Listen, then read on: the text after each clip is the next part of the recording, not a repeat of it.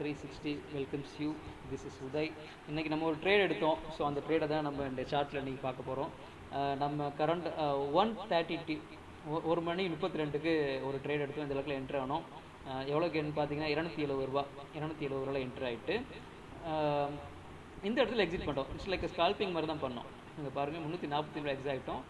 Intraday trade இது கிட்டத்தட்ட 1500 ரூபாய்க்கிட்ட profit. எவ்வளோ மார்ஜின் பார்த்தீங்கன்னா 6000 தான் மார்ஜின்.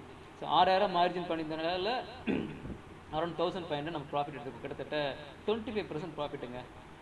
இப்போ இதுவே 60000 போட்டோம் அப்படின்னா 15000 ப்ராஃபிட் கிடச்சிருக்கும். 6 லட்சம் போட்டிருந்ததுன்னா 1,50,000 ரூபா ப்ராஃபிட் இன்றைக்கி கிடச்சிருக்கும். ஸோ இதுதான் நம்ம எடுத்த ட்ரேடு, இன்றைக்கி எடுத்த ப்ராஃபிட்டு. ஸோ தேங்க்யூ ஃபார் வாட்சிங் friends. Hi, this is Uday. Market 360 welcomes you. So இன்றைக்கி நம்ம மார்க்கெட் நிஃப்டி மார்க்கெட் என்ன ஸ்டார்ட் ஆனிச்சு அப்படிங்கிறதுலேருந்து பார்ப்போம். கிட்டத்தட்ட 23,809 அந்த ரேஞ்சு இன்றைக்கி ஸ்டார்ட் ஆனிச்சு.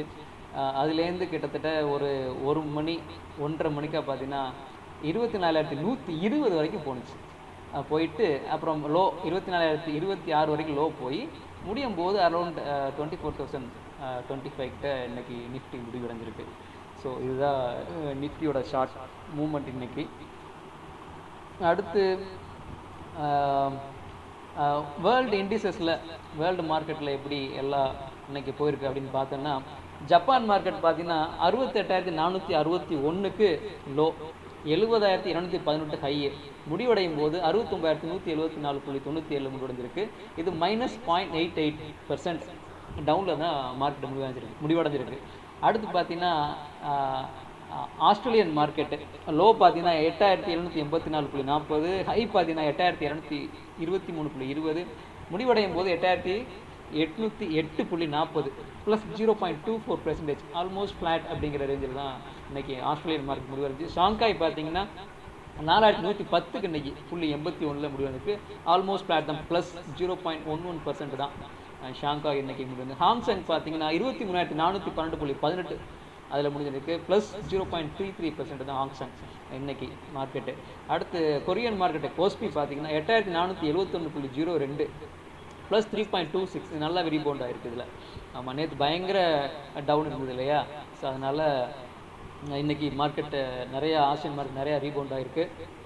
அதே மாதிரி இந்தியன் மார்க்கெட்டும் பார்த்தீங்கன்னா நிஃப்டி 50 பார்த்தீங்கன்னா 24,021 இன்றைக்கி முடிவடைஞ்சிருக்கு, ஆல்மோஸ்ட் ப்ளஸ் 0.83%.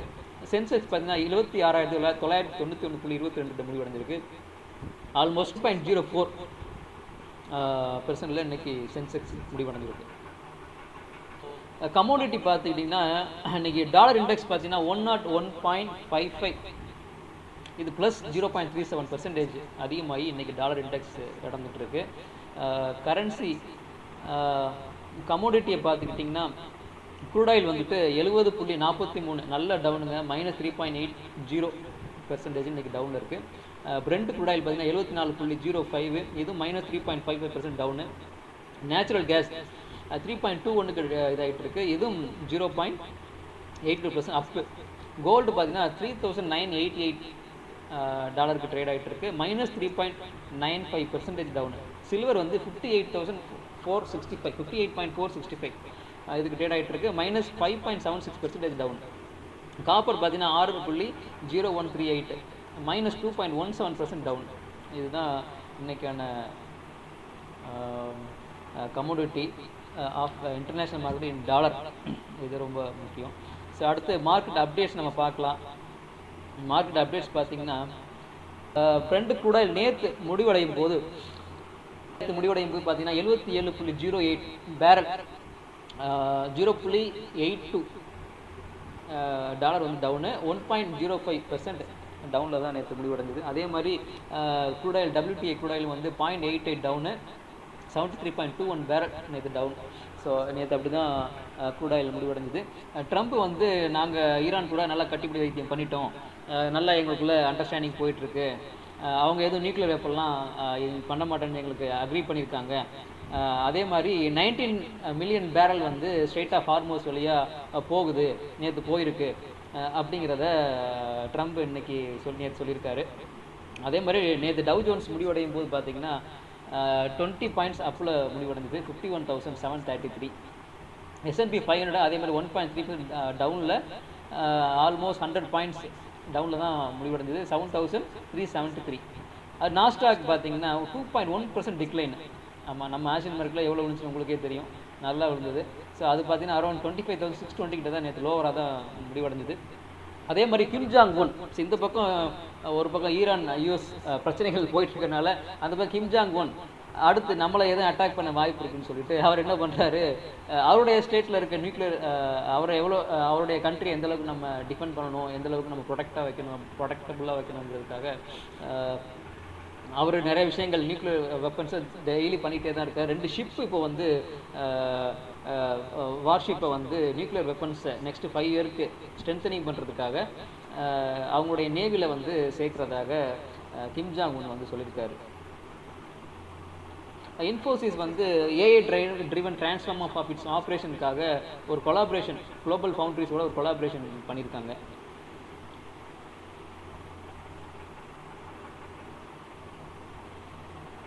அதே மாதிரி HCL டெக்னாலஜியும் ஏஐ கூட கொலாபரேட் பண்ணியிருக்காங்க, உங்களுக்கு தெரியும். இது TM ஃபோரம் கேட்டலிஸ்ட் ப்ரோக்ராம்னு ஒன்று உருவாக்கியிருக்காங்க. இது என்ன ஆக்சிலரேட் பண்ணும் அப்படின்னு, ஏஐ லீட் அட்டானமஸ் நெட்வொர்க் ஆப்ரேஷனை வந்து ஆக்சிலரேட் பண்ணும் அப்படிங்கிறத சொல்லியிருக்காங்க. இது எதுக்காக தொடங்கப்பட்டது, இதோட எய்ம் என்ன அப்படின்னு பார்த்தீங்கன்னா customer experience, unify customer experience and network operation project to be showcased at TM forum DTW ignite ஈவெண்ட்டில் இதை வந்து காமிக்கப்படும் அப்படிங்கிறத சொல்லியிருக்காங்க HCL டெக்னாலஜி.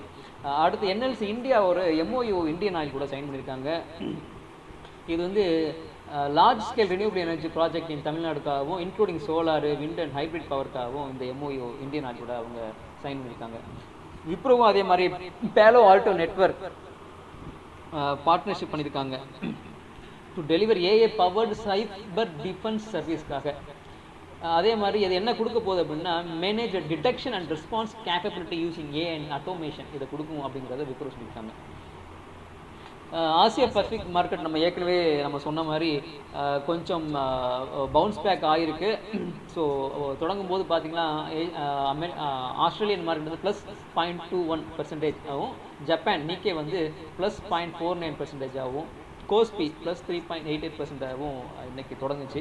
கோல்டு ப்ரைஸ் வந்து 1% டவுன் ஆயிடுச்சுங்க. 4,680 தான் இன்றைக்கி ஓப்பன் ஆனிச்சு.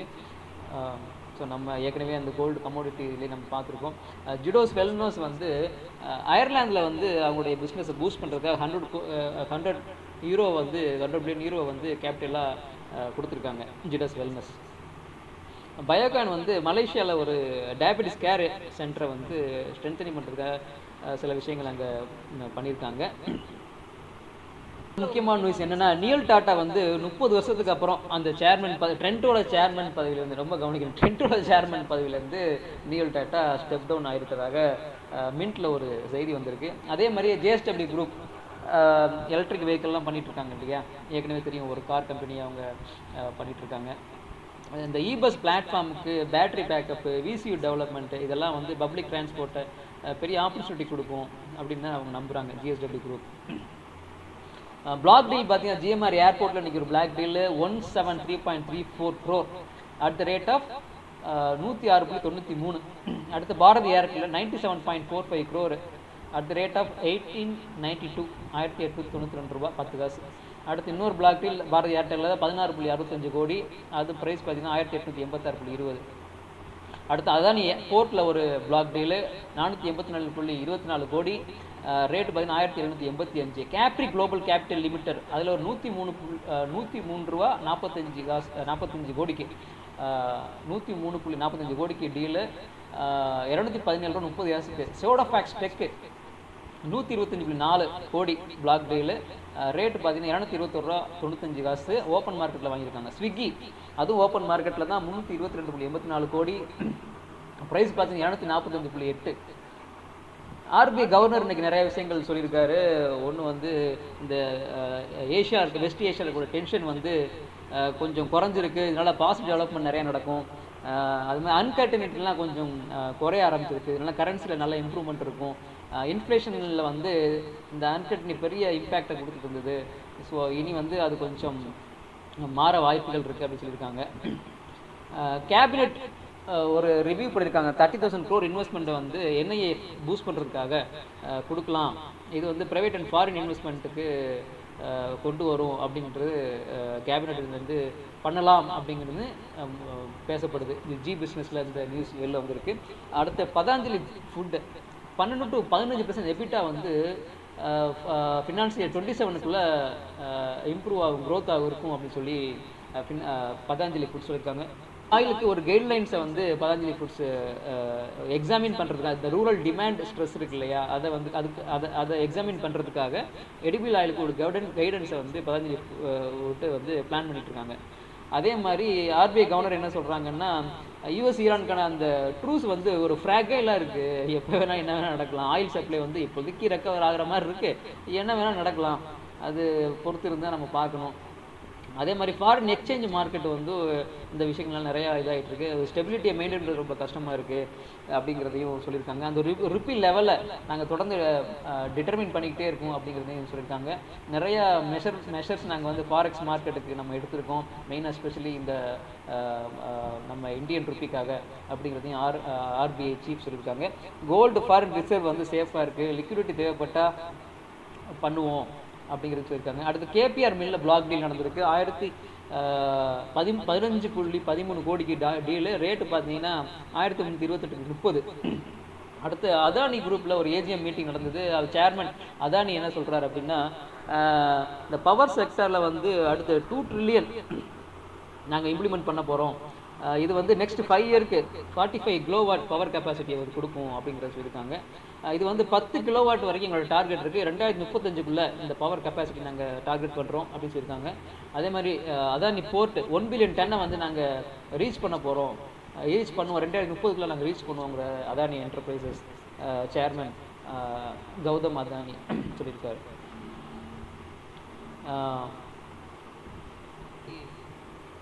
இன்றைக்கி இருக்கிற நம்ம ஜியோ பொலிட்டிக்கல் சுச்சுவேஷன் தகுந்த மாதிரி நிறைய பிஎன்ஜி ப்ராஜெக்ட் வந்து நம்மளுக்கு ரேம்ப் அப் ஆகிட்டு இருக்கு. இந்தியாவோட டிமாண்ட் அதிகமாகிட்டே இருக்குது ஃபார் மோர் ஆக்சசிபிள் கேஸ்க்காக அப்படிங்கிறதையும் அதான் இன்னைக்கு சொல்லியிருக்காரு. அதே மாதிரி data centre 3 gigawatt data centre பிளாட்ஃபார்மை 2030க்குள்ளே நாங்கள் பண்ணிகிட்ருக்கோம், 2030 நோக்கி பண்ணிகிட்ருக்கோம் அப்படிங்கிறதையும் அதானி சொல்லியிருக்காரு. கொடாக் மஹிந்திரா பேங்கில் வந்து 39.17 கோடிக்கு பிளாக் டீலு, 405.70 ரூபா. அடுத்து எம்ஏஎஸ் ஃபினான்ஷியல் சர்வீஸ், இவங்க வந்து 14,000 என்சிடியை வந்து வெளியிட இருக்காங்க 140 கோடிக்கு, 8.70% குவார்டர்லி கூப்பன் ரேட்டோட. ஆர்பிஐ வந்து டாலரை வந்து செல் பண்ண வேண்டி வரலாம் த்ரூ ஸ்டேட் பேங்க் மூலமாக நம்ம இந்தியன் ரூபியை சப்போர்ட் பண்ணுறதுக்காக, வேல்யூ சப்போர்ட் பண்ணுறதுக்காக நடக்கலாம் அப்படிங்கிறத ஆர்பிஐ சொல்லியிருக்காங்க. ஆக்சிஸ் பேங்க்கில் ஒரு பிளாக்கிங் நடந்திருக்கு, 15.82 கோடி, ரேட் என்னென்னா 13,077, 1377.50. எஸ்பிஐ லைஃப் இன்சூரன்ஸ் கம்பெனியில் ஒரு பிளாக் டீல் 18.08 கோடி, ரேட்டு 1756. பாரதி ஏர்டெல்லில் திருப்பி ஒரு பிளாக் டீல் 50 கோடிக்கான பிளாக் டீல், ரேட்டு 1886.70. இந்துஸ்தான் காப்பரில் ஒரு நியூஸ் வந்திருக்கு, என்னென்னா ஃபாரஸ்ட் கிளியரன்ஸ் வந்து சந்தமந்திரி காப்பர் மைனுக்கு ராஜஸ்தானில் கிடச்சிட்டதாக சொல்லியிருக்காங்க. ஃபினான்ஷியல் சர்வீஸில் ஒரு பிளாக் டீல் நடந்திருக்கு, 51.47 கோடிக்கு பிளாக் டீல், ரேட்டு பார்த்தீங்கன்னா 10,182 ரூபா. ஹெச்டிஎஃப்சி பேங்க்கில் ஒரு பிளாக் டீல், அது ரேட்டு பார்த்தீங்கன்னா 33.66 கோடி, ரேட்டு 79.40.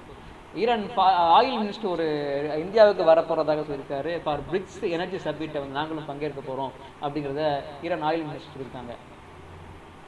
இப்போ வந்து 915 பில்லியன் 200 பில்லியன் எபிட்டா வந்து பிளான் பண்ணுறதாக ஃபினான்ஸ் 31க்குள்ளே நாங்கள் பிளான் பண்ணுறோம் அப்படிங்கிறத அதானி போர்ட் சொல்லியிருக்காங்க.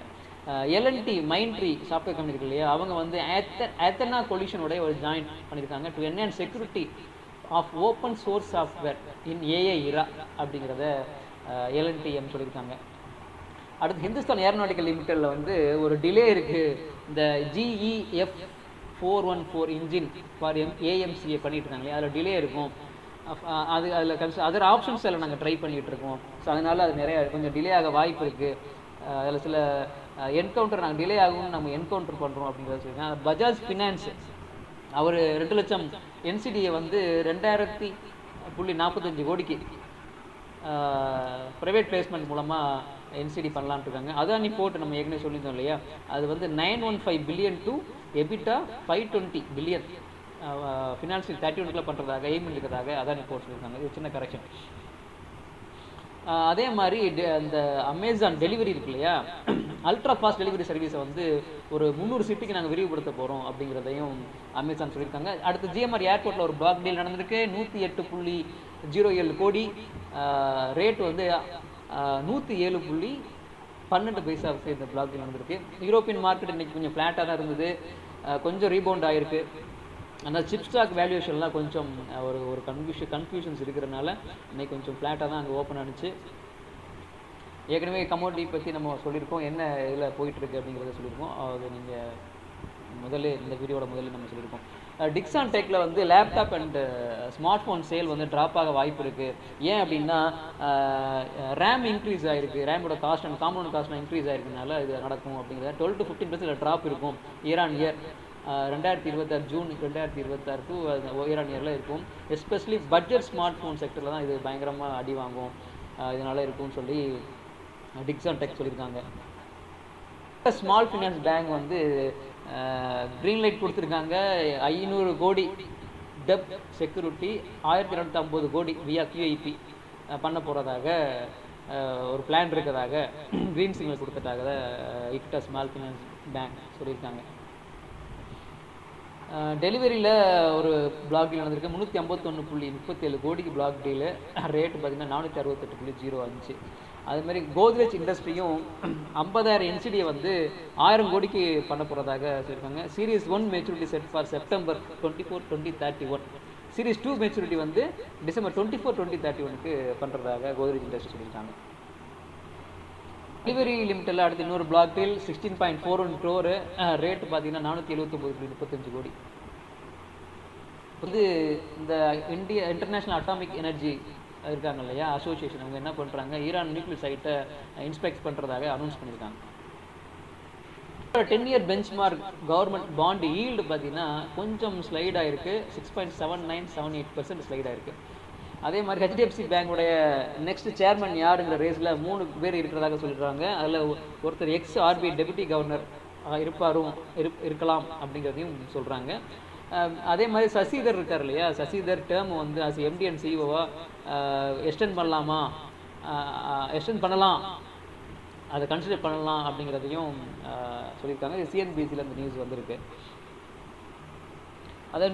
அதே மாதிரி new non executive chairman by end of ஜூனுக்குள்ளே தேர்வு செய்யப்படுவார் அப்படிங்கிறதையும் HDFC பேங்க் போர்ட்ஸ் சொல்லியிருக்காங்க. HCL டெக்கில் அதே மாதிரி திருப்பி அதே AM தான், their person team up to open discovery science centre in Bangalore to support under privilege student with STEM எஜுகேஷனுக்காக. The goal is to benefit 1500 students each year through practical learning.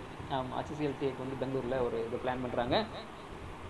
அடுத்து Andhra CM Chandrababu Naidu இருக்கார் இல்லையா, அவர் 405 கோடிக்கு ஒரு கோல்டு மைனிங் ப்ராஜெக்டை கர்னூல் டிஸ்ட்ரிக்டில் plan பண்ணியிருக்காரு. இது வந்து கிட்டத்தட்ட 57 கோடி ஏர்னிங்ஸ் கொடுக்கும், 400 கிலோ கோல்டு ப்ரொடக்ஷன் நடக்கும், 144 கோடி ஆனுவல் அவுட்புட் இருக்கும், இது 900 கிலோ வரைக்கும் ஹிட் பண்ண வாய்ப்பு இருக்குது அப்படிங்கிறத ஆந்திரா சொல்லியிருக்காங்க. கோல்டு மைனிங் ப்ராஜெக்ட், நம்ம என்ன கோல்டுடைய டிமாண்ட் எந்த அளவுக்கு இருக்குன்னு எல்லாருக்குமே தெரியும், அதுக்காக தான். அந்த டாக்டர் ரெட்டியில் வந்து ஒரு பிளாக் டீல் நடந்திருக்கு, 19.44 கோடி, ரேட் வந்து 1336. டாடா ஸ்டீலில் ஒரு பிளாக் டீல் 18.57 crore, ப்ரைஸ் பார்த்தீங்கன்னா 191.23. NMDCயில் ஒரு பிளாக் டீல் 54.18 கோடி, ப்ரைஸ் பார்த்தீங்கன்னா 86.3. டாடா எல்சி வந்து ஒரு கீ மைல்ஸ்டோனை வந்து AI driven autonomous network change with neuron, ஆமாம் இது பண்ணியிருக்காங்க. அடுத்து பார்டர் ஏர்டெல் லிமிடெட் 91.17 கோடிக்கு பிளாக் டீல் பண்ணுறாங்க, ரேட்டு பார்த்தீங்கன்னா 1876.70. ஈரான் டிப்டி ஃபாரின் மினிஸ்டர் கர்சா பற்றி என்ன சொல்லியிருக்காருன்னா, நியூக்ளியர் சைட் நிறைய டேமேஜ் இருக்குது எங்களுக்கு, அதை ஹேண்டில் பண்ணுறதாக தான் நாங்கள் யூஎஸோட ஃபைனல் அக்ரிமெண்ட்டில் சொல்லியிருக்கோம் அப்படிங்கிறத அவர் தெளிவுபடுத்துகிறாரு. இந்தியன் கவர்மெண்ட் வந்து என்ன சொல்லியிருக்காங்கன்னா, both party confirm the dedication to a fair and economic important agreement, ஆமாம் அப்படிங்கிறத இந்தியன் கவர்மெண்ட் சொல்லியிருக்காங்க. யூஎஸோட ஒரு நல்ல எய்மை நோக்கி இந்த டீல் போயிட்டுருக்கு. இது சீக்கிரமே நல்ல நிலையை நோக்கி முடிவடையும், நல்ல இதில் முடிவடையும் அப்படிங்கிறத சொல்லியிருக்காங்க. இஸ்ரேலோட டிஃபென்ஸ் மினிஸ்டர் அவர் என்ன சொல்லியிருக்காரு, நாங்கள் எங்களோட இதில் ஸ்டாண்டில் அதே இதெல்லாம் இருக்கோம், லெபனானை பொறுத்து எங்களோட ஸ்டாண்டு ஒரே மாதிரி தான் இருக்கும். யூஎஸ் பிரசாரம் கொடுத்தாலும் சரி கொடுக்காட்டினாலும் சரி எங்களோட ஸ்டாண்டு ஒரே மாதிரி தான் இருக்கும். நாங்கள் இஸ்ரேல் லெபனானில், சவுத் லெபனானில் நாங்கள் என்ன செய்வோமோ அதை செஞ்சுக்கிட்டே தான் இருக்கோம் அப்படிங்கிறத சொல்லியிருக்காங்க. அடுத்து ஹெச்எஸ் டெக் வந்து ஒரு நோக்கியாவோட ஒரு என்ஹான்ஸ்மெண்ட் கொலாபரேஷன் என்ஹான்ஸ் பண்ணியிருக்காங்க. AI driven RAN ops for faster autonomous network through Nokia SMO market பிளேஸ்க்காக. ஆமாம், இது ஹெச்சிஎல் டெக்கோட நியூஸு. அதே மாதிரி வேதாந்தா நியூஸ் சப்சிடரியை வந்து எஸ்டாப்ளிஷ் பண்ணியிருக்காங்க, வேதாந்தா ப்ராப்பர்ட்டி பிளாட்ஃபார்ம் அப்படிங்கிறத இன்னைக்கு மும்பையில். ஆமாம், ஓமன் என்ன சொல்லியிருக்காங்கன்னா, ஓமன் வந்து free navigation without charging transit fee இருக்கும் ஷிப்புக்கெலாம் அப்படிங்கிறத ஓமன் சொல்லியிருக்காங்க. அந்த ராஜேஷ் கூட உங்களுக்கு தெரியும் இல்லையா, ஏகப்பட்ட பிரச்சனைகள் இருந்தது இல்லையா, அது இடி ரைடு நடந்திருக்கு, மும்பை அண்ட் பெங்களூர் ஆஃபீஸில் ரைடு நடந்திருக்கு, நிறையா இன்வெஸ்டிகேஷன் பண்ணி நிறைய ரெக்கார்ட்ஸ் மிஸ் ஆகிருக்கு, ஃபாரின் டிரான்சாக்ஷனல் ரெக்கார்ட்ஸ்லாம் மிஸ் ஆகிருக்கிறதா சொல்லியிருக்காங்க. 30 billion set of pebbles in Rajesh இன்வெஸ்டிகேஷனில் சஸ்பீசியஸ் ட்ரேடு, ஷேர் மேனிப்புலேஷன்லாம் நடந்ததாக எங்களுக்கு தகவல் இருக்குது அப்படிங்கிறத சொல்லியிருக்காங்க. யூஸ்வல் பிஸ்னஸ் ப்ராக்டிஸ் இல்லாமல் வேறு விஷயங்கள் நிறைய நடந்திருக்குங்கிறதையும் இடி கண்டுபிடிச்சிருக்காங்க. நிறைய டீவியேஷன் இருக்கிறதாக இடி சொல்கிறாங்க. நிறைய விஷயங்களை இன்க்ரிமினேட்டிங் டாக்குமெண்ட்ஸ்லாம் சீஸ் பண்ணியிருக்கோம், நிறைய டிஜிட்டல் எவிடன்ஸ் நாங்கள் சீஸ் பண்ணியிருக்கோம் அப்படிங்கிறத சொல்லியிருக்காங்க. அதே மாதிரி ஆர்பிஐ பேங்க் வந்து ஒரு கைட்லைன் வந்து பேங்க்ஸ்க்கெலாம், இந்த ஃபாரெக்ஸ்க்காக பேங்க்ஸ்க்கெலாம் ஒரு கைட்லைன் வந்து பண்ணியிருக்காங்க. Open position cut and price அதுதான் இருக்கணும் அப்படிங்கிறதான் சொல்லியிருக்காங்க. ஸ்மார்ட் ப்ரைஸ் என்னவோ அதுதான் இருக்கணும், அதில் எந்த டீவியேஷன் இருக்கக்கூடாது அப்படிங்கிறத சொல்லியிருக்காங்க. அதாவது bank must use current spot rate for derivative positions measurement without adjusting percent rate. இதுதான் ஆர்பிஐ சொல்லியிருக்காங்க. நியூ ரெகுலேஷன் இது April 1, 2027 தொடங்கும் அப்படிங்கிறத, கொஞ்சம் டிலேயாகவும் இருக்கும் அப்படி, அதான் 2027 தொடங்க வாய்ப்பு இருக்குங்கிறத சொல்லியிருக்காங்க. பிரெண்ட் குராயில் கிட்டத்தட்ட 75 பேரலுக்கு விழுந்திருக்குங்க. இது ஈரான் வார் ஆரம்பித்ததுக்கப்புறம் இதுதான் ஃபஸ்ட்டு டவுனு. இன்ஃபோசிஸ் வந்து சென்டரா அப்படிங்கிறவங்களோட ஒரு பார்ட்னர் பண்ணி to boost enterprise AI use in IT, hospital operation and clinical சப்போர்ட்டோட. ஆமாம், இது இன்ஃபோசிஸ் வந்து சொல்லியிருக்காங்க. US1Q கரண்ட் அக்கௌண்ட் டெபிசிட் பார்த்தீங்கன்னா $2 to 6.8 பில்லியன், எஸ்டிமேஷன் வந்து 208.9 தான். ஆனால் டெபிசிட் எவ்வளோனா 2 to 6 அதிகமாக இருக்குது. ஆமாம், ஸ்பாட் கோல்டு நல்லாவே விழுந்திருக்கு, 4000 per ounce கீழே போயிருக்கு. 2000 சின்ஸ் November 2025 அப்புறம் 4000 கீழே போனது இதுதான் ஃபஸ்ட் டைமுங்க. ரொம்ப முக்கியம் இந்த நியூஸு. ஸ்டாக் இப்போ ஓப்பன் ஆயிடுச்சு, 10.86 பாயிண்ட் அப்பில் ஓப்பன் ஆயிருக்கு. 25,597.90 மார்க்கெட் ஓப்பன் ஆயிருக்கு நாஸ்டாக். டவ் ஜோன்ஸ் பார்த்தீங்கன்னா 30.69 பாயிண்ட் டவுனில் 51,236.15 ஓப்பன் ஆயிருக்கு. S&P 500 வந்து 6.94 பாயிண்ட் அப்பில் 7,372.40 இதில் வந்து ஓப்பன் ஆயிருக்கு. ஸோ இதுதான் இன்றைக்கி மார்க்கெட் நியூஸு. ஸோ நம்ம எல்லாத்தையும் கவர் பண்ணியிருக்கோம். ஸோ டெய்லி நம்ம பண்ணிகிட்டே இருப்போம். உங்களுடைய ஆதரவை கொடுங்க, லைக் அண்ட் சப்ஸ்கிரைப் பண்ணுங்கள். நான் சொல்ல மாட்டேன், உங்களுக்கு பிடிச்சிருந்தா பண்ணுங்கள். ஆமாம், ஸோ இதுதான் இன்றைக்கி market news. Thank you so much.